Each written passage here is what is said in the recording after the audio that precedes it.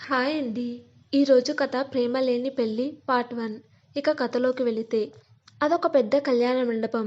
అందమైన పువ్వులు, లైట్స్తో అలంకరించడం వల్ల ఇంకా అందంగా కనిపిస్తుంది. ఎక్కడ చూసినా రిచ్ లుక్తో మెరిసిపోతుంది.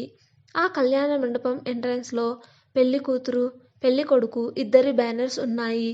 వాటిని చూసి అందరూ లోపలికి వెళ్తున్నారు. అందులో అమ్మాయి పేరు ధాత్రి అని, అబ్బాయి పేరు అర్జున్ అని ఉంది.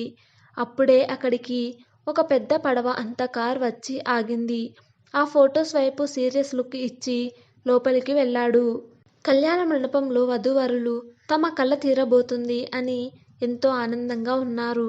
పంతులు గారు ఇద్దరినీ పిలిపించి పూజ చేపించి మాంగళ్య ధారణ చేసి సమయానికి పెళ్లి కొడుకు కాకుండా వేరే అతను వచ్చి ఆ అమ్మాయి మెడలో 3 ముళ్ళు వేశాడు. పెళ్లి కూతురు షాక్తో బిగుసుకుపోయింది. అంతలో ముందుగా తేరుకున్న అర్జున్ అతని కాలర్ పట్టుకొని ఏంటి ఇదంతా అని అడిగేలోపు అతని గార్డ్స్ వైపు ఒక లుక్ ఇచ్చాడు. వాళ్ళు అర్జున్ చుట్టూ గన్లు పట్టుకొని నిలబడ్డారు. దాదాపు 15 మంది దాకా అతని మనుషులు ఉన్నారు. వాళ్ళందరినీ చూసి కొంచెం భయపడ్డారు అందరూ.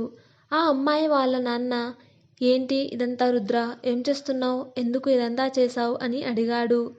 రుద్ర యాటిట్యూడ్ లుక్తో ఏం చేశానంటున్నావు, ఏంటి మామ, పెళ్లి చేసుకున్నాను.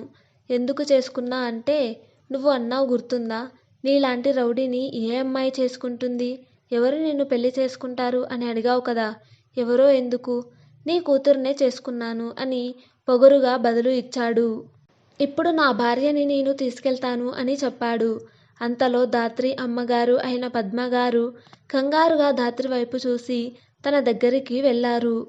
ఇదంతా ఏం పట్టించుకోని ధాత్రి మాత్రం ఎప్పుడైతే తన మెడలో అర్జున్ కాకుండా వేరే అతను 3 ముళ్ళు వేశాడో అప్పటి నుండి తన కళ్ళు వర్షించడం మొదలుపెట్టాయి. రుద్ర అర్జున్కి ఇంకెవ్వరికీ మాట్లాడే అవకాశం ఇవ్వకుండా తనని తీసుకెళ్లాడు. ఒక బొమ్మలాగా రుద్ర వెనుక వెళ్తుంది ధాత్రి. ఎందుకంటే తను అర్జున్ని చేసుకుంటుంది అని హ్యాపీగా ఉన్న ధాత్రి తన కలలు అన్నీ నాశనం అయిపోయాయి అన్న బాధలో జరిగేవి ఏం పట్టించుకోలేదు. రుద్ర గురించి తెలిసిన ఎవరూ కూడా మాట్లాడే సాహసం చేయలేకపోయారు. ఎందుకంటే తనకి ఎదురు వచ్చిన వారి నామరూపాలు లేకుండా చేశాడు కాబట్టి. తనని తీసుకొని వెళ్తున్న వాడి వైపు ఒక చూపు చూసి తన చెయ్యి వదిలించుకొని అతని ముందుకు వచ్చి లాగిపెట్టి కొట్టింది. అందరూ షాక్ అయ్యి ధాత్రి వైపు చూశారు. అంతలో అతను తనని ఏం అనకుండా సీరియస్ లుక్ ఇచ్చి తనను తనతో పాటు లాక్కొని వెళ్ళాడు. అర్జున్ ధాత్రి తండ్రి వైపు చూసి ఏంటి మావయ్య ఇదంతా, అతను అన్ని మాటలు అంటున్నా మన ధాత్రిని పెళ్లి చేసుకొని పోతున్నా కూడా నువ్వు ఏం మాట్లాడడం లేదు అని అడిగాడు. దానికి ఆయన మౌనంగా ఉన్నారు. పద్మగారు ఒక్కగానొక కూతురు పెళ్లి ఇలా జరిగింది అని ఏడుస్తూ ఉన్నారు. అర్జున్కి ఏం చేయాలో అర్థం కాక అసహనంగా తన తల్లిదండ్రులతో కలిసి ఇంటికి వెళ్ళిపోయాడు. ఇంటికి వెళ్తూనే ఎవరు ఈ రుద్ర, ఏంటి ఇదంతా అసలు, మా అమ్మయ్య తనని ఎందుకు ఏమనలేదు అని ఆలోచిస్తున్నాడు. ఇంటికి బయలుదేరిన రుద్ర ముందర 2 కార్లు, వెనకల 2 కార్లు ఫాలో అవుతున్నాయి. కారులో ఉన్నంతసేపు తన నోటికి చేతులకి పని చెప్తుంది ధాత్రి. అసలు ఎవర్రా నువ్వు, నన్ను ఎందుకు పెళ్లి చేసుకున్నావు, నేను అర్జున్ని లవ్ చేస్తున్నాను, తనని పెళ్లి చేసుకోవాలని ఎన్నో కలలు కన్నాను, నా కలలను నాశనం చేసేశావు అని అరుస్తుంది. నన్ను వదిలేయ్ అని కొడుతూ తిడుతూ ఉంది. ఇదంతా చూసిన రుద్ర ధాత్రి అరుపులకి కార్ని సైడ్కి ఆపమన్నాడు.